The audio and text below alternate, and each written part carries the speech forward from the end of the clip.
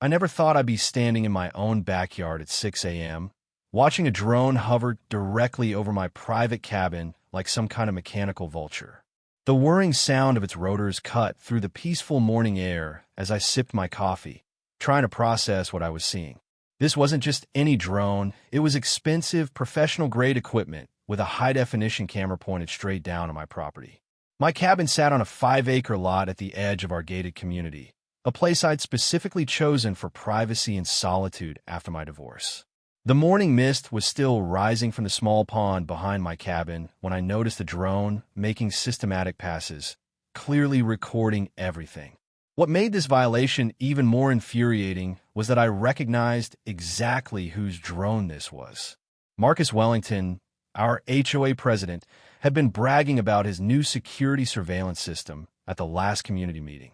He claimed it was for monitoring compliance violations and ensuring community standards. The man had an ego the size of Texas and a Napoleon complex that made him dangerous in his position of power. Marcus stood barely 5'6", but compensated with an authoritarian attitude that had turned our once peaceful neighborhood into his personal kingdom. I pulled out my phone and started recording the drone's movements, making sure to capture its registration number and the timestamp. Little did Marcus know that I'd done my homework when purchasing this property. The previous owner had been a retired aviation lawyer who'd made sure to secure not just the land rights, but also the air rights extending 500 feet above the property, something most homeowners never even think about. Marcus was currently committing multiple federal violations, from trespassing in controlled airspace to invasion of privacy, but he had no idea what legal nightmare he just walked into. As I watched the drone circle back for another pass, I couldn't help but smile. Marcus Wellington thought he was untouchable, sitting in his HOA throne, bullying residents with his petty fines and power trips. He'd spent the last 2 years making life miserable for everyone in Pine Ridge Estates, but today he'd made the biggest mistake of his life. He had no idea that the quiet guy in the cabin at the end of Maple Lane wasn't just another victim he could intimidate. Marcus, you just messed with the wrong person, and you're about to learn why you should never spy on someone who owns the sky above your house. Marcus Wellington wasn't your typical HOA president. He was a tyrant with a badge and a clipboard. At 52 years old, he'd turned what should have been a simple community management role into his personal dictatorship. Marcus had moved to Pine Ridge Estates 3 years ago after selling his insurance business in the city, and within 6 months, he'd manipulated his way into the HOA presidency. He promised residents order and excellence, but what they got was a micromanaging dictator who measured grass height with a ruler and counted the number of outdoor decorations on every porch. The man's daily routine was like clockwork. Every morning at 7 a.m., he'd emerge from his immaculate Tudor-style house wearing pressed khakis and a polo shirt, carrying his infamous violation notepad. Marcus would spend hours walking the neighborhood, looking for the tiniest infractions he could write up. Mailboxes that were half an inch too far from the curb, garden gnomes that exceeded the too decorative items limit, or cars parked in driveways for more than the allocated time. Nothing escaped his obsessive attention. He'd installed security cameras around his own property that conveniently had views of his neighbors' yards, claiming it was for community safety. What made Marcus particularly dangerous was his ability to manipulate the HOA board and twist the community bylaws to his advantage. He'd stack board meetings with his cronies, David Chun, a retired accountant who worshipped Marcus's authority, and Robert Mills, a nervous man who was terrified of confrontation and always voted however Marcus wanted. Together, they passed increasingly ridiculous rules that gave Marcus almost unlimited power to fine residents, place liens on properties, and even initiate foreclosure proceedings for unpaid violations. The monthly fines started small, but quickly escalated into thousands of dollars for repeat offenders. Marcus's harassment campaign had already driven out 5 families from Pine Ridge Estates. The Johnsons were forced to sell after accumulating $8,000 in fines for having a vegetable garden that Marcus claimed violated the aesthetic standards. The elderly Mr. Peterson lost his home to foreclosure after Marcus fined him repeatedly for his son's weekly visits, claiming the extra car violated parking regulations. Each victory made Marcus more arrogant and convinced that he was untouchable. He'd stand at community meetings with a smug smile, reminding residents that rules are rules and that he was just maintaining property values. Little did he know that his latest surveillance stunt would be the thread that unraveled his entire empire of petty tyranny. The drone surveillance wasn't Marcus's first attempt to harass me, but it would definitely be his last. Over the past 6 months, he'd been systematically targeting my property with increasingly aggressive tactics. It started with ridiculous violation notices, fines for having unauthorized outdoor lighting because of my solar-powered pathway lights, citations for excessive landscaping because I planted native wildflowers along my fence line, and warnings about my non-conforming structure, referring to my small garden shed that had been there for 15 years before Marcus even moved to the neighborhood. Well, the petty fines didn't drive me away. Marcus escalated to psychological warfare. He'd convinced other board members to approve random compliance inspections that somehow always targeted my property. These weren't simple drive-by checks. Marcus would show up with David Chun and a clipboard, demanding access to my backyard to verify compliance with setback requirements and ensure no unpermitted structures. When I refused entry without proper legal notice, he threatened me with legal action and started spreading rumors that I was hiding something illegal on my property. The situation reached a boiling point when Marcus discovered that my cabin wasn't just a simple backyard structure, it was my primary residence. After my divorce, I'd legally converted the main house into a rental property and moved into the cabin, which was completely within my rights and properly permitted. But Marcus saw this as the perfect opportunity to destroy me. He claimed that residential cabins violated the community's single-family dwelling restrictions and threatened to fine me $500 per day until I moved back into the main house or sold the property entirely. When legal threats didn't work, Marcus made his fatal mistake. Not only was he conducting illegal drone surveillance of my private property, but I discovered through my tenant that Marcus had been harassing her as well. He'd been parking across the street, taking photos of anyone who visited the main house, and had even contacted her employer claiming she was running an illegal business from the rental property. But the final straw came when I checked my security footage and realized Marcus's drone wasn't just spying on my cabin, it was recording through the windows, capturing footage of my private living space. This wasn't just harassment anymore. It was criminal stalking and invasion of privacy. Marcus Wellington had just crossed the line from annoying HOA president to federal criminal, and he had no idea that I was about to turn his own surveillance obsession against him. While Marcus was busy playing spy games with his drone, I was quietly building a case that would destroy him completely. My background wasn't something I advertised around the neighborhood. Before my divorce and move to Pine Ridge Estates, I'd spent 15 years as a federal aviation attorney specializing in airspace violations and drone regulations. Marcus had picked the worst possible person to engage in an aerial surveillance war, but his arrogance had blinded him to the danger he was walking into. The first thing I did was document everything with the precision of someone who'd spent years building federal cases. Every drone flight was recorded with GPS coordinates, timestamps, and detailed logs of Marcus's violations. I installed additional security cameras with audio recording capabilities, capturing not just the visual evidence, but also the sound signatures of his specific drone model. I researched the serial numbers and discovered Marcus had never registered his drone with the FAA, never obtained the required pilot certification, and was operating in restricted airspace without authorization, each violation carrying fines of up to $27,500. But the air rights violation was where Marcus had really stepped into quicksand. When I purchased the property, I'd inherited something incredibly rare, complete air rights extending 500 feet above my land.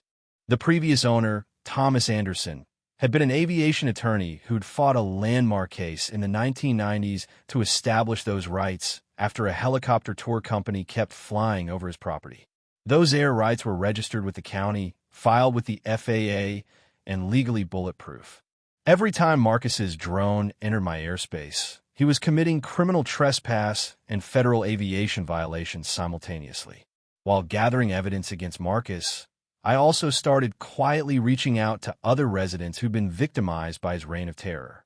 What I discovered was a pattern of harassment, financial extortion, and abuse of power that went far beyond what I'd personally experienced.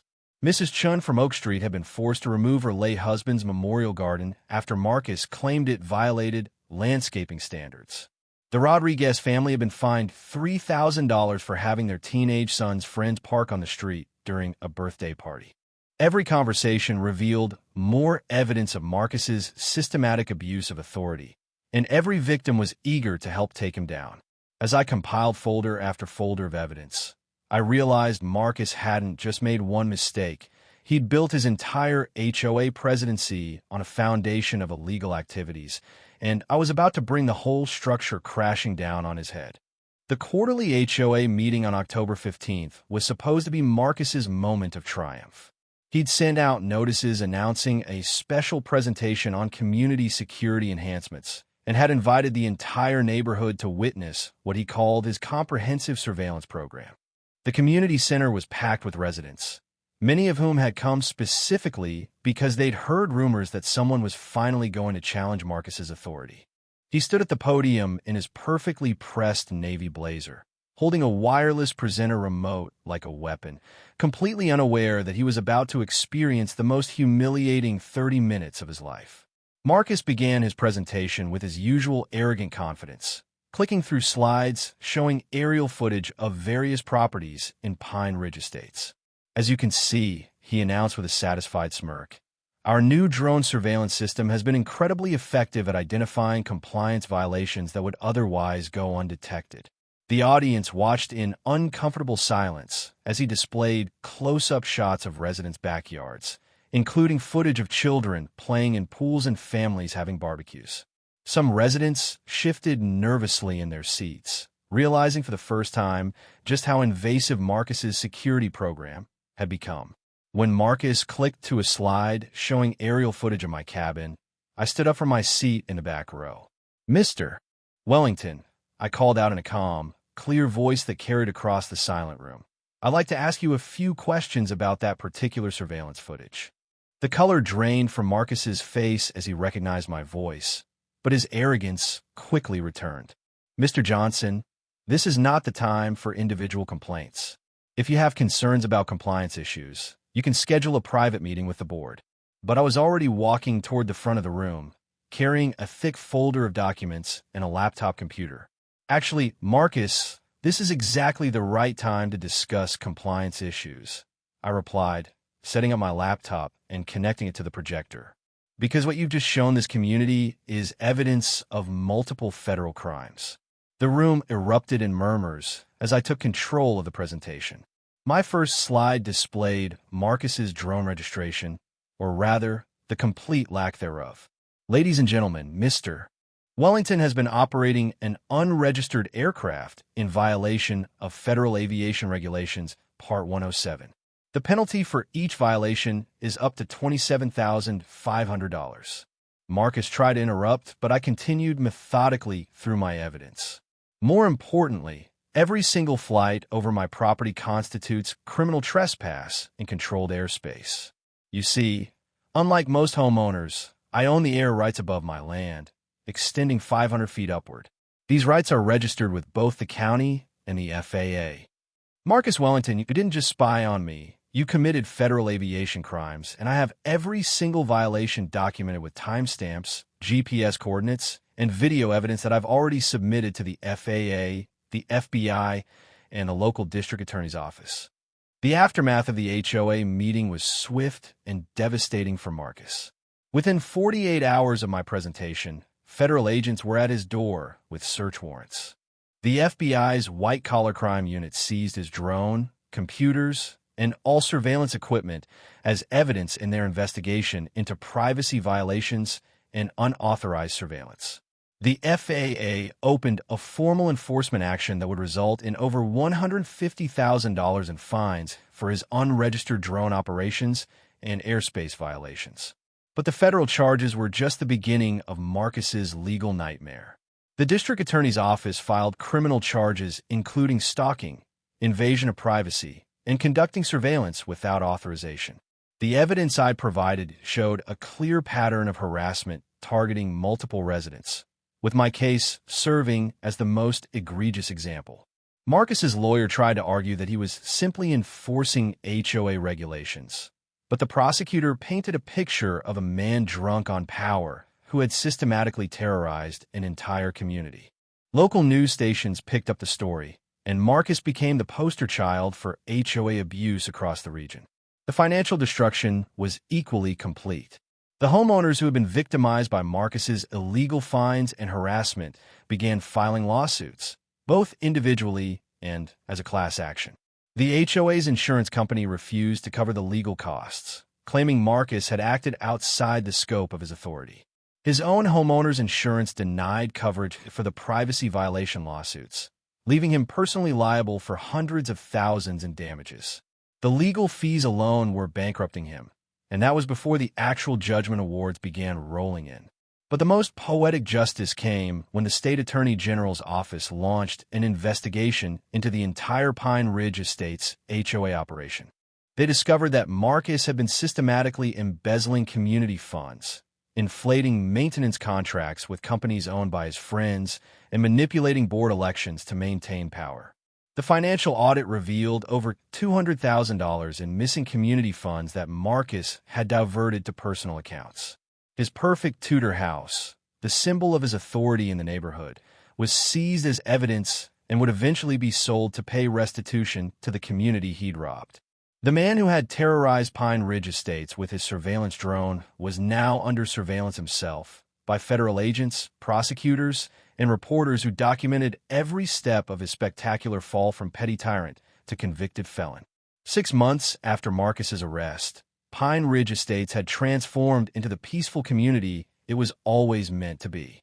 The HOA board was completely restructured with new bylaws that prevented any single person from accumulating the kind of power Marcus had wielded. The new president, James Mitchell, was a retired teacher who believed in consensus building rather than dictatorial rule. The ridiculous regulations that Marcus had imposed were systematically repealed, and the community adopted a common-sense approach to property maintenance that respected both individual rights and community standards. My cabin became a symbol of resistance throughout the neighborhood. Residents would walk by and wave, often stopping to chat about their own experiences dealing with Marcus's harassment. The elderly Mr. Peterson, who had lost his home to Marcus's foreclosure scheme, was able to buy back his property when the courts reversed the illegal liens. The Johnsons returned to the neighborhood and replanted their vegetable garden, which became a community gathering place where neighbors shared produce and stories. The healing process was slow but genuine, with residents rediscovering the sense of community that Marcus had destroyed with his reign of terror. The legal settlements were substantial and personally satisfying. The class action lawsuit resulted in a $1.2 million judgment against Marcus, with each victimized homeowner receiving compensation for the illegal fines, harassment, and emotional distress they'd endured. My individual lawsuit for privacy violations and federal civil rights violations resulted in an additional $300,000 settlement. But more important than the money was the precedent the case established. HOA boards across the state were forced to review their policies and abandon the kind of surveillance tactics that Marcus had employed. As for Marcus Wellington himself, he was sentenced to 3 years in federal prison and 5 years of probation. He was ordered to pay full restitution to the community and banned from serving in any HOA capacity for life. His house was sold to pay his legal debts, and he moved out of state in disgrace. Sometimes on quiet mornings when I'm sitting on my cabin porch with my coffee, I look up at the clear sky above my property, with my legally owned air rights extending 500 feet up, and smile. The man who thought he could spy on me from above learned too late that when you try to invade someone's privacy, you better make sure you're not the one with the most to hide.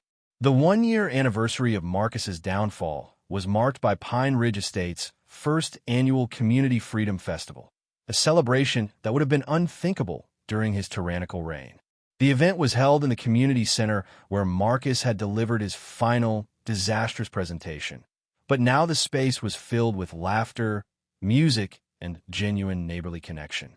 Local news stations covered the festival as a story of community resilience, interviewing residents who shared their experiences of life before and after Marcus's removal from power.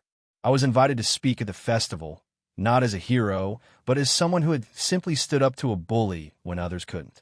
My speech focused on the importance of knowing your rights and the power of documentation when facing harassment.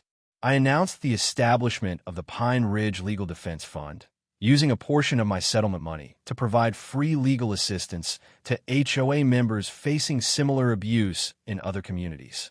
The fund would help residents understand their rights, document violations, and fight back against tyrannical board members who thought they were above the law. The most satisfying moment came when the community unveiled a new memorial garden in the common area, dedicated to Thomas Anderson, the aviation lawyer who had previously owned my property and whose foresight in securing the air rights had made my victory possible. The garden featured a small plaque that read, "In memory of those who fight for individual rights within community spaces." It was a subtle but powerful reminder that sometimes the most effective resistance comes from understanding the law better than those who claim to enforce it. As the festival wound down and neighbors began heading home to their well-maintained but personally expressive properties, I received a text message that made me smile. It was from a homeowner in a community 3 states away who had seen the news coverage of our case. His HOA president was using similar surveillance tactics, and he wanted advice on how to fight back. I looked up at the evening sky above my cabin, my legally protected airspace, and started typing my response. The best part about defeating a tyrant isn't just the personal victory. It's knowing that your success gives others the courage and knowledge to win their own battles against petty dictators who mistake a clipboard for a crown. 3 months after Marcus's initial arrest, the FBI investigation had expanded far beyond simple drone violations. Agent Sarah Rodriguez, the lead federal investigator, contacted me with news that would make Marcus's situation infinitely worse. "Mr. Johnson," she said during our meeting at the federal building, "your case opened a door to something much bigger than HOA harassment. We've discovered that Marcus Wellington was part of a multi-state scheme involving fraudulent HOA operations and financial crimes. The evidence I'd provided had led them to uncover a network of corrupt HOA presidents who were systematically defrauding homeowners across the region. The investigation revealed that Marcus had been sharing his surveillance techniques and harassment strategies with other HOA tyrants through an online forum called Community Standards Enforcement Network. This wasn't just casual conversation. They were coordinating illegal activities, sharing equipment, and even referring problem residents to each other when people tried to escape their harassment by moving to different communities. Marcus had been the regional coordinator for what federal prosecutors would later call the most sophisticated HOA fraud ring in the country. Financial records seized from Marcus's computers showed wire transfers totaling over $2 million from various HOA accounts to offshore shell companies. The scheme worked by inflating maintenance contracts, creating fake vendor invoices, and splitting the stolen funds among network members. Marcus's role was to perfect the surveillance and harassment techniques that would drive out residents who might question the financial irregularities. The drone surveillance wasn't just about power, it was about identifying and eliminating threats to their criminal operation. The most shocking discovery came when agents analyzed Marcus's encrypted communications. He had been selling surveillance footage of residents to private investigators, divorce attorneys, and even blackmailers who used the intimate footage for extortion. My cabin hadn't just been illegally surveilled, the footage had been packaged and sold to third parties who were using it for purposes I couldn't even imagine. Agent Rodriguez showed me a spreadsheet where Marcus had cataloged residents by their commercial surveillance value, with detailed notes about their personal habits, visitors, and potential vulnerabilities. Mr. Johnson, your neighbor, wasn't just a power-hungry HOA president. He was running a sophisticated criminal enterprise that violated federal privacy laws, RICO statutes, and multiple state fraud regulations, and your case gave us the key to bring down the entire network. Word of the expanded federal investigation spread through Pine Ridge estates like wildfire, and the community's response was swift and unified. James Mitchell, our new HOA president, called an emergency meeting where FBI agent Rodriguez briefed residents on the scope of Marcus's criminal activities. The revelation that their private moments had been recorded, cataloged, and potentially sold sent shockwaves through the neighborhood. Elderly Mrs. Patterson broke down crying when she learned that footage of her granddaughter's pool party had been in Marcus's commercial inventory. The rage in that room was palpable and justified. The community organized like a military operation. Robert Chun, the retired accountant who had once been Marcus's loyal supporter, used his financial expertise to audit every HOA transaction from the past 5 years. His analysis revealed a pattern of systematic theft that totaled nearly $400,000 from community funds. Sarah Martinez, a retired paralegal, coordinated with residents to document every instance of harassment, illegal surveillance, and privacy violation they could remember. The evidence collection effort turned into a neighborhood-wide therapy session, with residents finally able to share their experiences without fear of retaliation. Local media coverage intensified when Channel 7 News obtained copies of Marcus's surveillance footage through a Freedom of Information Act request. The investigative report showed blurred but recognizable footage of residents in their private moments, families eating dinner, couples having arguments, children playing in backyards. The story went viral on social media, with Pine Ridge Estates becoming a symbol of HOA abuse nationwide. Residents found themselves fielding calls from documentary filmmakers, legal advocacy groups, and other HOA victims seeking advice on how to fight back against their own tyrannical boards. The community's unity became their greatest strength. Instead of hiding in shame, residents embraced their role as whistleblowers and advocates for HOA reform. They testified before state legislative committees, appeared on national news programs, and worked with advocacy groups to draft model legislation preventing future HOA abuse. The Pine Ridge Estates Residents Association became a powerful voice for homeowner rights, with their logo, a drone with a red prohibited symbol, becoming a rallying cry for communities nationwide. We weren't just victims anymore. We had become a force for change, and Marcus Wellington's criminal empire had accidentally created the most effective HOA reform movement in the country. Marcus Wellington's federal trial began on a cold Monday morning in January, and the courthouse was packed with Pine Ridge Estates residents who had traveled to witness justice being served. The prosecution's case was methodical and devastating, with Assistant U.S. Attorney Michael Torres presenting evidence that painted Marcus as the ringleader of a sophisticated criminal organization. The trial lasted 3 weeks, but the outcome was never really in doubt. The evidence was simply too overwhelming and the victims too credible for any jury to ignore. My testimony was scheduled for the second day, and I spent hours on the witness stand detailing Marcus's surveillance campaign and the discovery of the air rights violations. The defense attorney, an expensive criminal lawyer from the city, tried to argue that Marcus was simply an overzealous community volunteer who had made some administrative mistakes. But when the prosecutor displayed the spreadsheet showing how Marcus had cataloged residents for commercial surveillance value, including intimate details about their personal lives, the jury's faces showed a mixture of disgust and anger that sealed Marcus's fate. The most powerful testimony came from the other victims. Mrs. Patterson's emotional account of discovering that footage of her granddaughter had been sold to unknown third parties left several jurors in tears.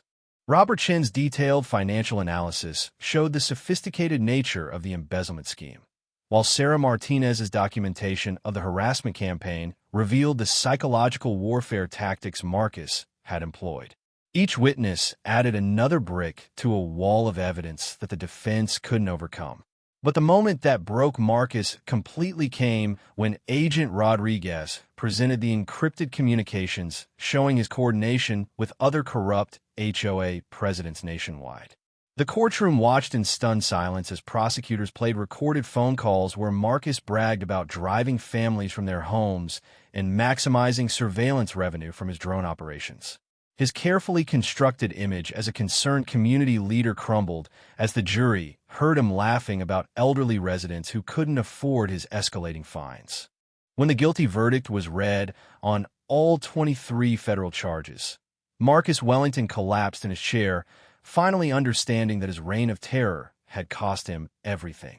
The man who had once controlled every aspect of our community now couldn't even control his own tears as the judge announced that he would be spending the next decade in federal prison. Judge Patricia Williams had a reputation for tough sentences in federal court, but even experienced court watchers were surprised by the harshness of Marcus Wellington's punishment. The sentencing hearing lasted an entire day, with over 30 victims providing impact statements that detailed the psychological, financial, and emotional damage Marcus had inflicted on their community. The judge listened intently as resident after resident described how Marcus's surveillance and harassment had turned their dream homes into nightmares, forcing families to sell at losses or simply abandon properties they couldn't afford to maintain under his escalating fine structure. My impact statement focused on the broader implications of Marcus's crimes. Your Honor, I told the court, this wasn't just harassment. It was domestic terrorism conducted under the guise of community management. Marcus Wellington used surveillance technology to terrorize law-abiding citizens in their own homes, turning a residential neighborhood into a prison where privacy and dignity were luxuries no one could afford. I presented evidence showing how Marcus's tactics had been copied by HOA tyrants nationwide, creating a pattern of abuse that extended far beyond Pine Ridge estates. The financial restitution alone was staggering. Marcus was ordered to pay $3.2 million in restitution to community members, plus an additional $500,000 in fines to the federal government. His assets, including his house, cars, and investment accounts, were liquidated to begin paying the debt, but the amount was so large that he would be making payments for the rest of his life. The judge also ordered Marcus to surrender all surveillance equipment and prohibited him from operating any drone or recording device for the duration of his supervised release. Judge Williams saved her harshest words for the end of the sentencing hearing. "Mr. Wellington," she said, looking directly at the broken man before her, "you betrayed the trust of an entire community and weaponized technology to violate the most basic human right to privacy in one's own home. Your actions represent everything that is wrong with unchecked power and technological overreach." The sentence was 15 years in federal prison, followed by 5 years of supervised probation, with special conditions that would prevent Marcus from ever serving in any community leadership role again. As Marcus Wellington was led away in shackles, I realized that justice wasn't just about punishment. It was about ensuring that no other community would suffer under the surveillance state he had created in our once peaceful neighborhood. The Marcus Wellington case became a catalyst for nationwide HOA reform, with legal scholars and advocacy groups using our victory as a blueprint for challenging abusive community associations across the country.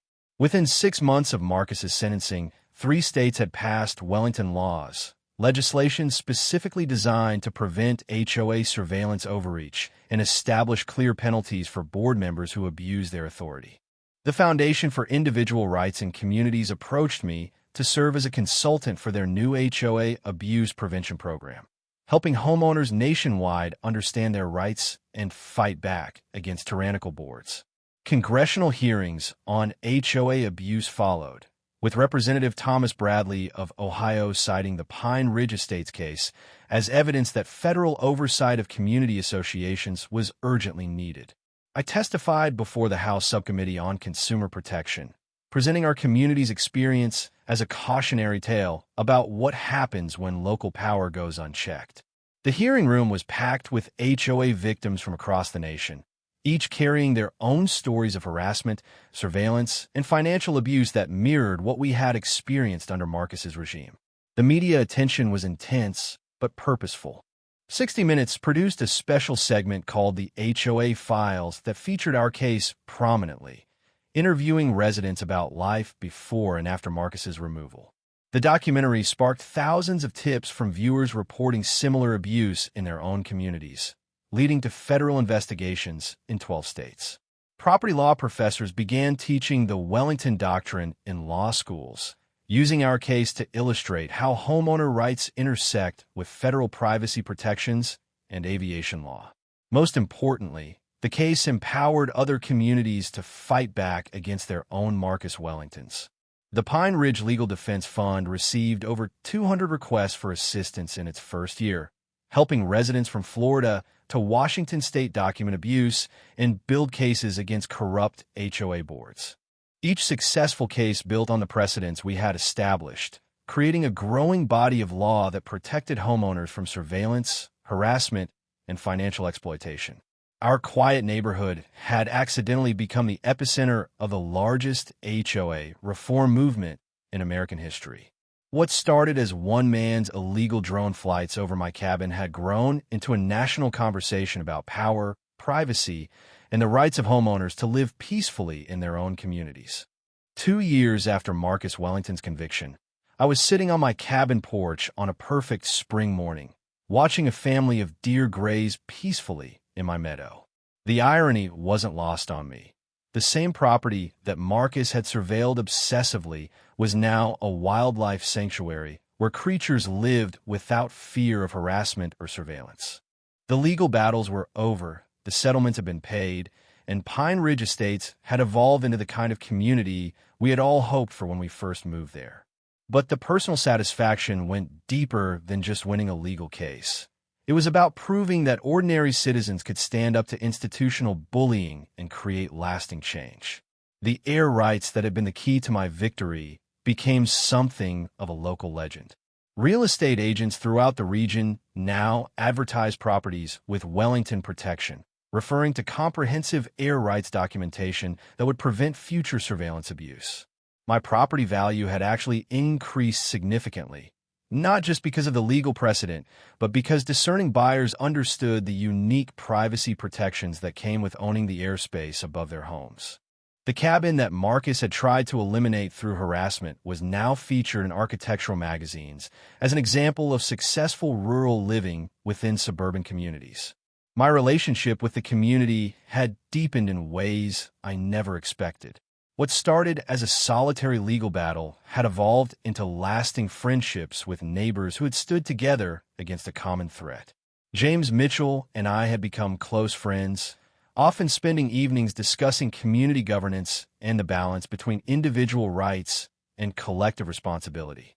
The trauma of Marcus's regime had actually strengthened the social fabric of Pine Ridge Estates, creating bonds between residents that went far beyond mere geographic proximity. The speaking engagements and consulting work kept me busier than I had ever been during my legal career, but it was fulfilling in a way that corporate law had never been.